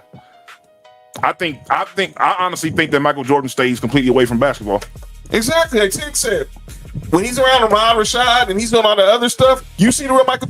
I wanted to see the Michael Jordan that was on The Last Dance. That was pretty much. I didn't want to see that. What the liar? He was better than that. Manipulator. Better than that fool. Man, that was also like about what 15 years ago. Well, The Last Dance. Yeah. Well, it was recorded like 10 years ago. I think it was. Well, yeah. No, it was recorded in 2016. No, that was released. It was released in. It was released in 2020. All the footage got re-edited in 2016 after the Cavs won the championship. Oh, it got re-edited. Yeah. Okay. All right, go ahead. But I think they recorded it in like 2012 or whatever. Anywho, enough of that. Oh, when you won the first. Wait a damn minute. I'm guessing. I'm not saying. Wait a damn minute. I'm not saying. Don't quote me on that. Don't quote me on that. Wait. I know it got released in 20. They went back and re-aired it in 2016. So this nigga re-edited the original footage when LeBron won the first time, and then released it when LeBron had the greatest comeback in finals history. Wait, what year did it come out? It came out in 2020 during the pandemic. What year did the Lakers? He said he gave the wait, everybody just stop. Everybody just stop. Yeah. What year did the Lakers win championship? 2020. And so they announced it the day after LeBron had the 3-1 comeback. Yes, and then they decided to release during the pandemic after he won the championship. No, because all the focus is on the pandemic. We won the championship after The Last Dance. This makes me more funny. But all you Jordan stands getting on me saying like he saying about he was supposed, which I thought he was supposed to do, bring X's and O's. Well, I'm thinking if he's supposed to bring insights to basketball, he's supposed to bring something insightful besides me hearing him just talk about BS. He wasn't talking about nothing. He's talking about nothing. And to be candid, the NBA on NBC studio show doesn't bring nothing to me. I'm sorry. It only brought something because Jordan was there. Exactly. And they got Melo, Vince Carter, T-Mac, Maria Taylor. It's not working. Now the WNBA on NBC, they bring something with Cheryl Miller and Sue Bird. But no disrespect to Melo, T-Mac, and Vince Carter, they not. It's not working. It's not. Because when you all have the same opinion, there's nothing. Wait, who you just said? It's Melo, T-Mac, and Vince Carter. So you got three niggas that basically the same player with different versions. He said the championship was thick before the Last Dance. Oh, I think was. The championship happened after the night. So it's like three. It's basically three of the same players that's on there. I'm talking about some shit. Yes. Carmelo Anthony, Vince Carter, and T-Mac. And T-Mac. I'll be honest with you, man. I like to hear them talk basketball. I don't know if I like to hear them talk basketball together. That part. Mm-hmm. That. It didn't gel.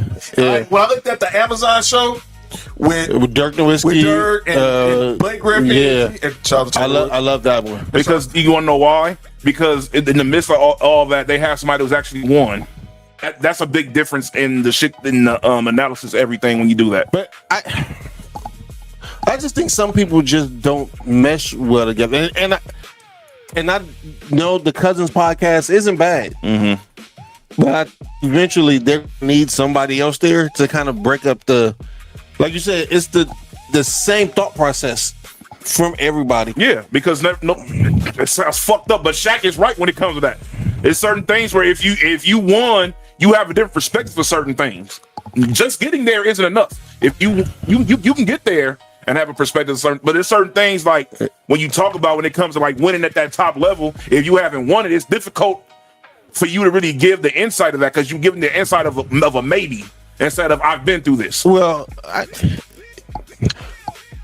don't agree with that neither. I just believe that if when you know basketball elite level, and you can break it down, it's different between knowing basketball and being able to break it down. That's why Jordan. Never mind. I think that absolutely because even before Shaq got there, that inside the NBA, that show was still great. Right, and they had like a revolving door in that NFC where it was Magic, it was Chris Webber, and so it was. But I just think that is when you put the right personalities together, and you can, and I mean, and we've done it here sometime where we'll talk about something before, and we might all agree with it before, but when the show starts, right, somebody gonna take a different stance. Something's gonna change because you got new information, but for you keep the same info, it comes out bland, like saying with the Amazon crew, you got Blake, you got Dirk, you got Steve Nash, you got Udonis Haslam, you got. I like you, D. I love when you do talk basketball. You think funny, dude. By the way, huge wrestling fan too, Nick. I know, and see, all of them bring a different aspect of basketball, and they were all at different levels of the game of basketball. You feel what I'm saying?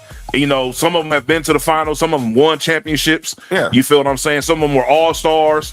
You feel what I'm saying? So they can give a perspective of a championship guy, a guy who's the man, a role player, somebody who's been there, somebody who wish they could have got there type shit. You know who else I love hearing talk about? Who? Gilbert Arenas. Yes. You know who else talks basketball very well too? John Wall. You know who don't? Who? Rashad McGants. Never could. Rashad, man. We can do a whole show about Rashad McCants, boy. Who 81? Dude is ridiculous. Shut up. That dude, one dude we don't. Oh, we don't acknowledge. You know, one dude from Chapel Hill we don't acknowledge, but he was trash wearing that Duke jersey too. Let's put that out there. That's how you know. Wait, he wore a Duke jersey? Yes. Yeah, he's a piece of shit for that. You know? Yeah. He wore it on the show. Yeah. Nigga had a Duke jersey on. Yeah. It's Kyrie's jersey. I don't give a fuck who jersey it is. No, that's what I'm saying. That is crazy. He had on Kyrie's Duke jersey. Jesus could have went to Duke. I'm not wearing that jersey. Never. Dog. There's no way. Look, I love Tim Brown, but I'm only getting one Tim Brown jersey. That's a Raider jersey. I wish I would have a Tim Brown. Tampa? No, nigga. Notre Dame? I wish I would have a Tim Brown Notre Dame jersey. Get the fuck out of here. You feel what I'm saying? Hey, y'all know who my favorite quarterback of all time is, right? Mm-hmm. Dan Marino. You're not wearing no Dolphins jersey. Why they don't have no Dan Marino jersey at my house? Because he played for the Dolphins. Fuck out of here. Yeah, it's certain lines. Yeah, I ain't about to cross certain lines, but I ain't gonna work. Fuck out of here. I think Marcus Allen's one of the greatest running backs. I ain't never wearing no Raiders jersey. As you should. Ain't about to wear no Kansas City Chiefs jersey either. Charlie Gardner played for the Raiders. What school did he go to? With Tennessee. I know one thing. We could have had Barry Sanders. Eric Berry's one of my favorite Tennessee players. Who did he play his whole career with? Don't go there, Nick. Nick. Nope. No, Nick. No. Stop. Nick. Wait, that was when y'all had Tim Brown too, huh? Yeah. And that was when we first got there. And Rich Gannon. You see that offense how it was with Charlie Garner? By the way, the Dolphins almost could have got Barry Sanders too. Hold on. I'd have somebody gonna call them out names too. Hold up, real quick. You know, didn't the Dolphins sign Chris Carter at the end of his career? Yes. So you could have Dan Barry Sanders, Chris Carter. All right, man. Go ahead, Nick. So I have Pete Rozelle on calling out names. For those who don't know, Pete Rozelle, a former commissioner of the NFL, late commissioner of the NFL. Go ahead. So, you want this to a butterfly effect? Yeah. Mark, back in the day, right? You remember when John Elway had refused to play for the Colts? That's right. There was a team that offered the Colts 4 first-round picks and 3 second-round picks. You know what that team was? Don't tell me. Don't. It was the Raiders. Jesus. But guess what happened? Pete Rozelle, who was a hater of Al Davis, stopped the trade from happening. He convinced the Colts not make the trade, and then John Elway does what he does, ends up with the fucking with the Broncos. Pete Rozelle. That's some hate. But I love you for it. What year was that, John? 83. Who was on our team, John? Marcus Allen. No. Wait a minute. Marcus came in the league, what, 82? We could have had a young Marcus Allen with John Elway. And then y'all eventually drafted Tim Brown. Mark. Didn't I say Melendikoff too? Or do you hear this? Wait a minute. Now. Yes. Uh-oh. John just realized something. Cut the freaking beat. John just realized something. You know what I just realized? What's that? Are you telling me we could have had John Elway with Marcus Allen and Bo Jackson?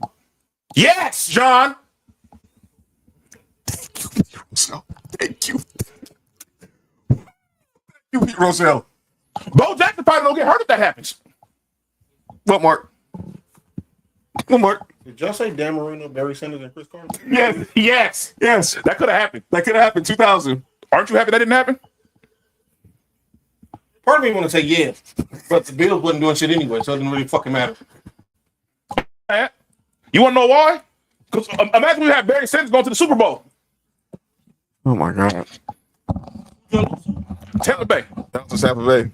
But that year, I guarantee you Barry Sanders did a better job than Charlie Garner. Do you mean say we got Rams and the Raiders in the Super Bowl? We had the Rams. There's no way. Wait, we would have.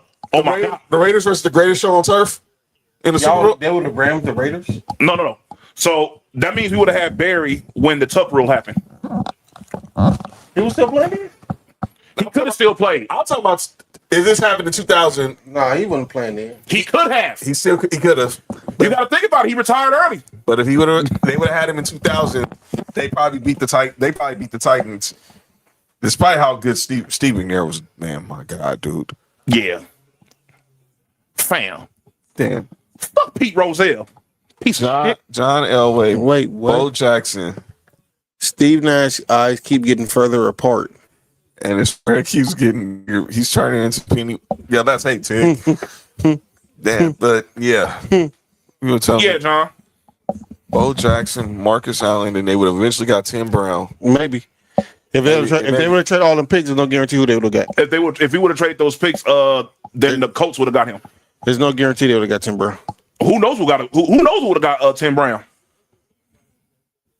Well, kind of crazy if LA ended up in Baltimore. Wait, when year did Tim Brown come out? 88 or 89. Oh no, we had a good team. If LA would have ended up in Baltimore, and the Colts still ended up trading for Eric Dickerson. John, what year did Elway get drafted? 83. The best quarterback draft of all time. Him, Elway, Marino, Jim Kelly, all in the same draft. And Eric Dickerson. I have a question for y'all. You have to piss me off even more. Who won the Super Bowl that year? Didn't y'all win? Didn't the Raiders win the Super Bowl? Yes, we won the Super Bowl that year. That was here. That was year y'all beat the Commanders here. Beat the Commanders. I mean, at the time, Redskins. Who was your quarterback? Jim Plunkett. Jim Plunkett. That nigga was like 75 when y'all won, huh? They would have had John Elway against John Elway was the shit the moment he walked into the Denver locker room. Yeah. He was the man from day one. Yeah. Oh, he got drafted and went back to college, huh? Yes. NCAA been on bullshit. That's fucking crazy. Like, he didn't go back and play, though, huh? Nah. And he didn't play a game with the Colts. Or the Yankees. We had Cliff Branch, Todd Christensen. RP. Yeah, man. RP. But yeah, man, and we still crazy Paws had Howie Long, Zotto. Man, Greg Townsend. Ted Hendricks. The Chris Paul defense, Your Honor. Lester Hayes. He said y'all got Chris Paul before Chris Paul. Before Chris Paul to the Lakers, the basketball reasons, football reasons. No. That was hate. Go 30 on Al Davis and Pete Rozelle. That was hate. That was pure hate. The NFL hated the Raiders for a long time. No, Pete Rozelle hated the Raiders. He hated Al Davis. Because he kept winning lawsuits, huh? Yep. Yes. Because the NFL is wrong every time. Go watch the AI. They did an AI version of Al Davis and an AI version of Pete Rozelle for this 30 for 30. I fucking hate Pete Rozelle, man. Piece of shit. Dog, we would have. Dog, man. Damn. John Elway with the Raiders throughout the 80s. Come on, man. That would have came over to the 90s. Come on, man. Well, this would have been. All right. Hey, what did we trust Chicago to get DJ Moore? A second. Oh. Wait. Not want to trade the first, then traded during the draft is fucking diabolical. Not you could have had both of them, but never mind. Yo, LA would have been crazy if the Lakers would actually got Dominique instead of James Worthy, and then y'all would have got Elway with Marcus Allen. Wait a second. Fam. Nigga, if y'all got Dominique Wilkins, Magic still would have been playing. Paul, I'm sorry. There's no way you could tell me. Look, Drake gets James. as James Worthy is, that it's crazy saying this. That might actually have been the fumble, and it was a fumble that didn't hurt, but that might have been a fumble because imagine you seeing Dominique Wilkins, the human highlight reel, with Showtime. Hey, instead of them dunks that James Worthy was doing, they would have been windmills, dude. Y'all thought Magic threw crazy. Y'all thought Magic threw some crazy passes to James Worthy. Oh my God, dog. That'd have been like him and Byron Cooper.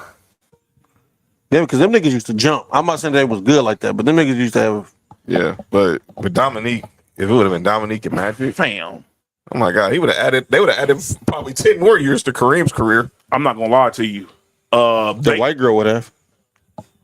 You know how I always look. Franchise helps. That jersey that you wear helps you a lot. Dominique Wilkins would have went to the Lakers. He probably would have been considered. And if he would have stayed over with his whole career, he probably considered the best small forward of all time. They would right after Larry Bird until the recent everybody else came in. Off the simple fact of he could have been doing all that while winning with a Laker uniform on. Yeah, it changed your whole career. By the way, Dominique not being in the top 50 was diabolical. He would have been in the top 50 if he had a Laker jersey on. That would have crazy because James Worthy was in the top 50. All right, point proven. Point proven. Point proven. And that's no knock on James Worthy. James Worthy is he never been back on big game, but he's different. Man. Dominique Wilkins is different. He said big thing, James. Oh no, I did not. You're a chill fam. Hey, Mark. No, like so imagine if you got you had Dominique Wilkins on that team against Jordan. I'll get out of here. And that's Dominique before he tore the Achilles. I'm out of here. Yeah. All right, we gonna get up out of here. 500 episode on Tuesday. Yeah, they was doing that. Anyway. He's still. It was already. Well, the Lakers won game 1. If James Worthy didn't get hurt, they would have. Okay, still, come on, man. That's still salty. I'm not gonna agree with that, but it's all good. Dude, that still pisses me off, man. If James Worthy doesn't get hurt in game 2, this is old, man. All right, man. Okay, damn. All right, we'll be back on nobody James Worthy on Tuesday for our 500th episode. 33, 23, 45, 47. Nobody was guarding. Nobody was guarding James Worthy. But we'll be back Tuesday to celebrate 500 episodes. Can everybody come when y'all show up Tuesday? Yeah. Bring a. It's Tuesday. By the way, happy National Big Boobs Day. By the way, Not everybody. The straight man do. Some gay men do too. And everybody bring a bottle on Tuesday. Yeah, and if you're doing your fantasy drafts like we are, we're doing ours on Sunday. Good luck. Good luck. Good luck. And why the hell did he shave his face? Pause. John, you are out of pocket. I'm sorry. All right, let's end the show. All right, but yeah, make sure you guys check us out on. Check me out Monday for Tribal Warzone. By the way, check me out Sunday. Sports4U Wrestling watch-alongs for AAA. All right, brother. Nick Freeze is leaving the building. He'll be here Tuesday. He'll head out to go pick up the fam. You ready? No. Hey, that crazy question that always get asked. We'll say so we'll talk. We got Sports4U Wrestling doing the watch along Sunday morning for AAA Wrestling, NXT. We'll be back Tribal Wars on Monday, but we'll be back us 3. We'll be back for our 500 episode. Cody's on vacation this week, so shout out to him. Get to your destination safe. Enjoy it. Hope, and we'll see you in a couple weeks as we're getting ready for football season. We'll start previewing the college football season. You heard what Nick said about SC. You'll hear what I have to say about Tennessee. What Mark has to say about Georgia, and we're going to give our college playoff picks for this coming season. So hit that subscribe button, hit that like button, hit that share button. Leave a comment or something. Let us know what you thought. Got any questions? We'll be back. And to be clear, Master Debaters isn't over. It's just on hiatus until as we get ready to start football season. But there will be some debates throughout the football season that you can't wait to hear. So that's a matter of fact. Yeah, so just wait. But we will see y'all on Tuesday, 500 episode. Enjoy the last of this preseason. Enjoy week 0 of the college football. This has been Sports4U. I'm John. That's Mark. That was Nick. We'll see y'all on Tuesday. Peace. Stay cool. Stay hydrated. Drink water. For you, from the coast to you. 3 LA minds talking what we do. From the streets to the stats, from the bar to the chat. Sports4U. Yeah.